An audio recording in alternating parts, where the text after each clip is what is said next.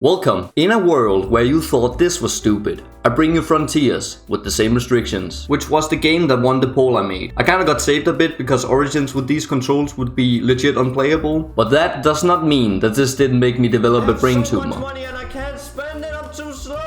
For those who didn't watch my last expedition into depression, I will quickly go over the science to playing without a mouse. Hit Control, Shift and numlock simultaneously and you are in business. Like last time, sensitivity and acceleration is being left on standard, which is even slower than your local citizen service. From here you press the 8 keys around the 5 key to move and press 5 to left click. Rule number uno. I can only use my numpad to control my cursor during the entire runtime. Yes, that also means navigating the map, menus and setting up my tower start. Rule 2. Every level has to be beaten on veteran with 20 lives remaining. Rule 3. I can't believe I have to say this now, but items from the shop is of course prohibited. I don't want that shit. My mental well-being is for sure being put under heavy fire from the multiple exits now introduced into the campaign. But will my genitals go unscathed? And will the last boss fight actually be possible now that I'm officially a cripple? Are you ready to find out?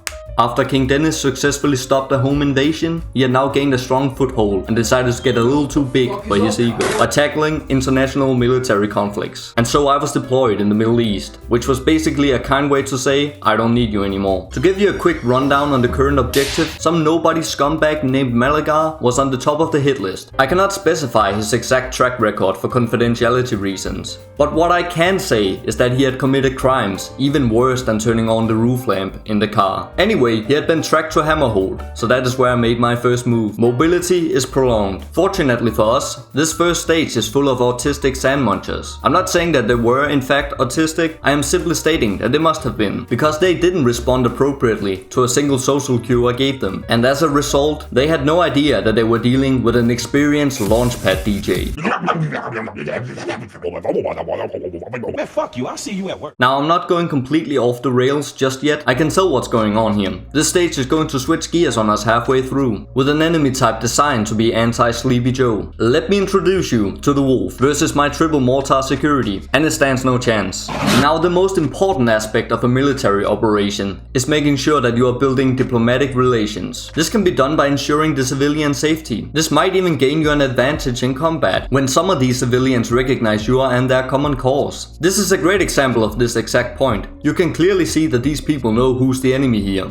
Sometimes. I don't know what I just said, but here's my first fail. It just goes to show how quickly the situation can flip on you in this challenge. Moving your cursor a few pixels away from the central choke point at the wrong time can be a devastating mistake to make. But do you know what isn't a devastating mistake? Picking my newly unlocked hero. I believe the expression one man's trash is another man's treasure can be applied here. Now hear me out. There's actually a genuine reason why Mirage is not terrible when it comes to this challenge. Flying enemies are about to be introduced, and in this discount version of a playthrough, it is much wiser to invest a lot of gold in fewer towers than to invest across the board. And since my main choice is barracks and artillery, a ranged hero is going to be essential. And besides, Mirage is actually... I can't do this. There is no strategic reasoning behind my choice. I am only picking this hero to show you how cracked I am at this game. I can make impulse decisions which have detrimental consequences to the game and still somehow make it through. There will be a time where I take my own challenges seriously, but it's Not this day. However, some were not so happy with the current brain diff going on, and by some, I mean the Sand Munchers, which were now sending everything they had after my sweet little ass. Shadow Archers, Dune Terrors, and the Sandworm. All of these enemies made sure to make their contribution to my massive military debt. However, I used this as a lesson to broaden my horizon and start playing more ballsy. You see, all you have to do sometimes is react fast, and I can easily outplay these wimps. Well, okay. Forget what I just said, because it's actually time to double down on playing it safer than a guy who wears both a belt and a harness. And just like that, we are now on the move again. But this stage was just a warm-up for the real test waiting ahead. Can I handle double the stress with less than a fourth of the locomotion? For this task, I was lucky enough to be granted a level 4 tower, which was the answer to all of my problems. Are you subjected to a challenge so vile that it is impossible for you to manage enemies? Then fear no more, because the ground pounder hits every motherfucker in its radius, no matter how stupid you play. Everything was all fun and games until I realized that the mummy machine was introduced in this fucking stage. No problem, just gotta change my upgrades. I was really out here thinking that I could get away with front-loading the level for the first half. But nope, you just had to overrun me with wolves the second the next entrance opens. So now I both have to manage the front while also moving my cursor across the map to start reinforcing the exits. But with this new insight, I swiftly gained a grasp on the shenanigans and started going about my business with a calm demeanor. But if you were inclined to think that this challenge offers any breaks from the pain, then you are a fool. But, hang on, I now had the entire stage memorized and calculated the exact positions my cursor needed to be at every twist and turn, except that one time. However, you already know that I got the winner's mentality, so me completing this was inevitable. This next stage is something I had been dreading more than 3 human-sized ants moving into my house and starting to renovate the entire place. Going from fast-paced, strategic outplays to this type of weak-ass gameplay was night and day, and this level was the one to cement that fact.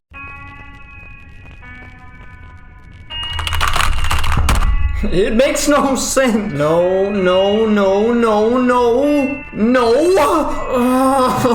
We got so pretty words from Mirage.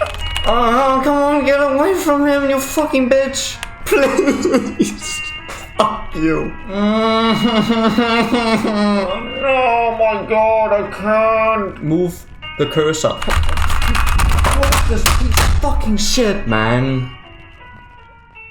Never has it been so difficult for me to get aroused while playing a Kingdom Rush game. To make matters worse, I had started becoming increasingly more paranoid of having turned off my recording because of the many times I bashed random keys on my keyboard, which seems to be my only defense mechanism against this inhumane challenge. But hey, you can take the man out of the fight, but you can't take the fight out of the man, am I right? Spending 3 minutes setting up your starting strategy, feeling confident while sending in the first wave, thinking about what's coming up in 2 minutes in order to react in time, but as a result being sent straight back to the phone queue was a sensation my nerves wasn't ready to experience. Which side do you back up? The one with scorpions and testicle heads, or the one with immortals and javas? Hard choices like these were a constant factor. Every time I felt I had overcome, I would always randomly lose to that one wave I thought I had figured out. I started to wonder, why the fuck didn't I make a rule along the lines of, I spent more than 10 attempts on a level, I can use my mouse to set up the start. That's not my problem. It's yours. But it's not all bad. The boss is still the most pathetic beta, which succumbs to a few crossbows. And yeah, the rest is just plain terrible. As you probably know, there is a devil inside of every man. And when a man has had enough, he comes out. The sobbing and cerebral palsy rage was behind me. Now I was just proper angry and wanted this to be over. So I took a break, hit a workout, and squeezed my stomach together like I was about to take a shirtless pic. And shortly after, I was successful in the desert venture. Oh look, we unlocked a new tower. Finally a level which is not no stage 3 cancer. Oh wait, guess who decided to stick with Mirage for the first 9 hours of this shitty challenge? And I knew damn well what awaited me later in this campaign. So leveling up Ulrich was a task that had to be done at some point. But if you thought that I could just peacefully level up my hero on this normally easy stage, then I best enlighten you that this stage was now an endurance test because of this fact. Having Ulrich fight the shamans was an easy and useful way of sustaining him off of the blood and experience of his victims. But mostly experience, because he kinda blows buggers on the wall right now. But after 1 hour of inevitable fails, he was finally in a decent position to clap some ass. Editor's note, Cozy didn't ever stop the recording on accident, but what he did instead was switch the scene during the entire winning attempt, so he had to recomplete it. That's why Ulrich is suddenly level 10. He did however change the upgrades and hero points to their appropriate state. What's funny though is that he wasn't spared the pain of restarting a few times to get this in. What a loser.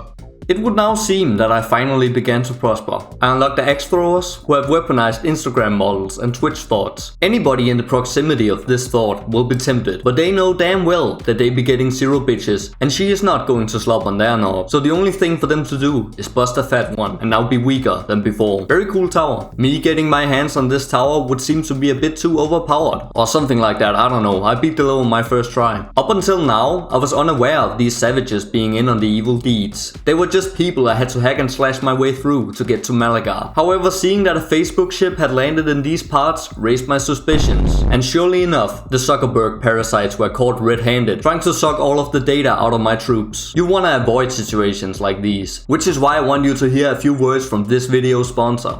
If only I had one. The introduction of the Pokai Rider felt like a personal attack. It is almost like somebody at Ironhide knew that someone would be bombastic enough to severely handicap themselves, and as a result being forced to play around one choke point and mainly use barracks and artillery as their form of defense. The simple nature of these birds are that they suddenly reach a top speed of 50 miles an hour whenever they throw their morbidly obese enslaver off their back, so having to spread your damage out was a must. And that also happens to mean that I had to do some mental gymnastics to work this all out. All in all, this wasn't too bad besides the birds.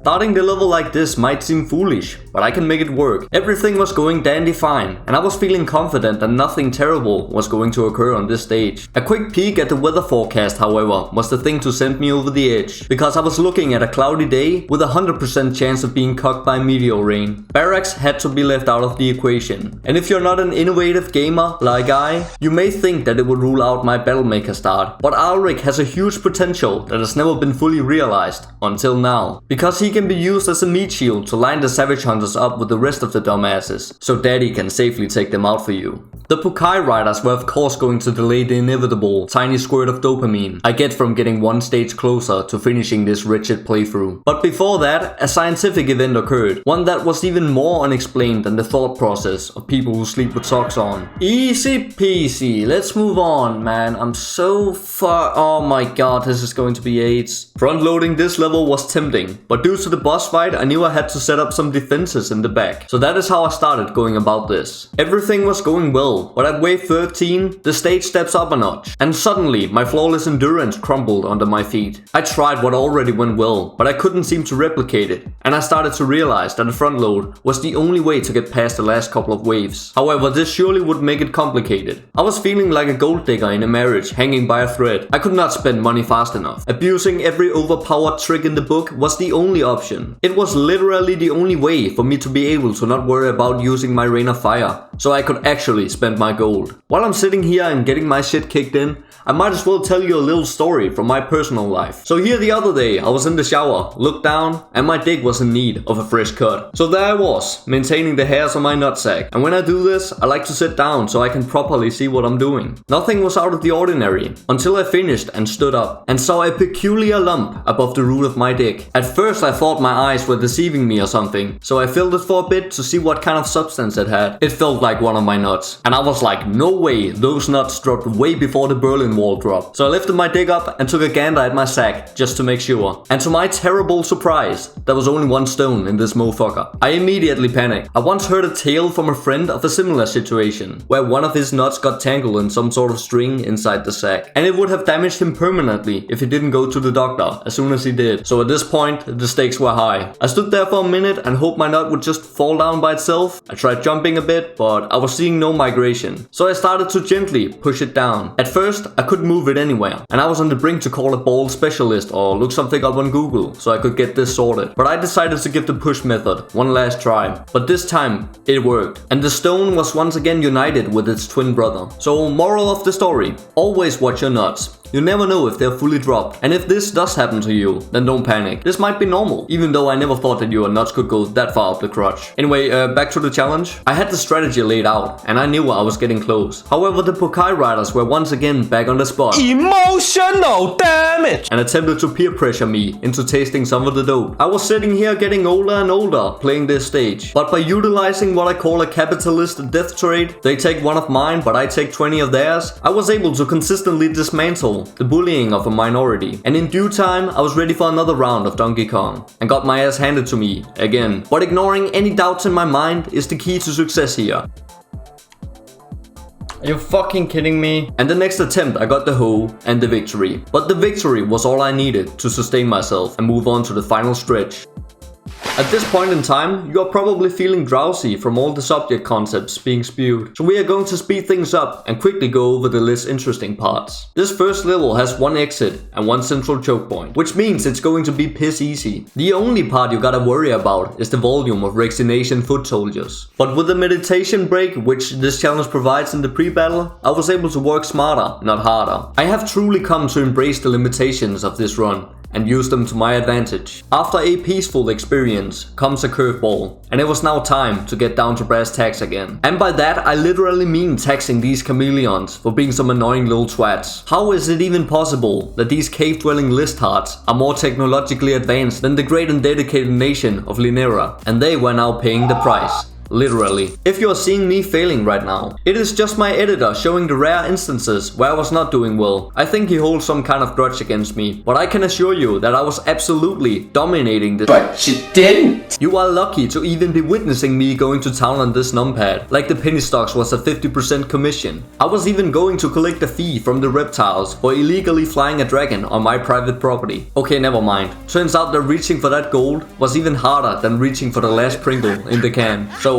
we are giving them a pass on that one. Now I ain't gonna lie, my timbers were kind of shivering when this guy got invited to the frat house party. But turns out that the dwarf was going to take care of my worries, showing yet again how it would carry me through Freaky Friday. The second to last level would also prove to be a breeze. I was flying through this stage my first try, and only lost due to Gimli not doing his cardio. But knowing that this was the only trick this stage had up its sleeve, it was now fully peeled and ready to get consumed by my ego. But don't you despair, because this video is going to end on a high note. For you, but not for me. Now introducing 3 exits, a legion of lizards, and a wank-stained boss fight. I was not ready to handle such a challenge, both mentally and physically, for me to even have a chance to react in time. I had to install barracks all over this place, and you know damn well that that would cause long-term emotional damage to my psyche. And not so long into the nitty-gritty, it was now clear to me that a couple of dwarves was going to be the key to handle 2 paths at once, and for the many summoners later down the broken line. After experiencing the true definition of sadism for a little bit, I had enough and decided to play on and start working on the boss fight. And like I expected, this stage was now 2 challenges in one. The dwarves wasn't cutting it. I needed more DPS so I could take this guy out before he completely undressed me. My strategy. Even if I saved up some gold, there was no way I was rebuilding it without taking me longer than it took people to realize that a half-cooked vaccine is not a sustainable solution to a mutating virus. I thought long and hard about this one. Dare I even say I thought more about it than I think about ways to turn myself gay, because I have a couple of incoherent reasons as to why that would make my life simpler. Then maybe I wouldn't have to work my ass off to find the right woman who I can understand. I don't want to go to college and waste a couple of years of my life on a useless degree just to cycle through a few unsustainable options. If I was gay, I could just partner up with one of my buddies to satisfy my sexual needs, and then I would be in bed with someone who's practically the same person as me. But I've tried and it's just not possible. So my only solution is to find a tomboy, which I have heard are short in supply. I've done the math, and the chances of me finding a tomboy who is not lesbian, available and down to wear high heels are fundamentally impossibly low. Anyway, where were we? I decided to go for a pure DPS strategy. Luckily the DPS on the Battlemaker is pretty strong for no reason whatsoever, but that was something I was going to capitalize on. After having this strategy in place, this just turned into a huge memorization challenge. I had to know exactly what was coming up in 1 minute every step of the way, so I could have my cursor in position on the most heated part of the battlefield. And at this point I was going cuckoo in the coconut from restarting so many times over. Ha, that's so funny. Ha, that's so funny. No matter my actions, the pure DPS strategy didn't seem to work. I was often left in a situation where my cursor needed to be 2 different places in the span of 30 seconds, which led to failure after failure.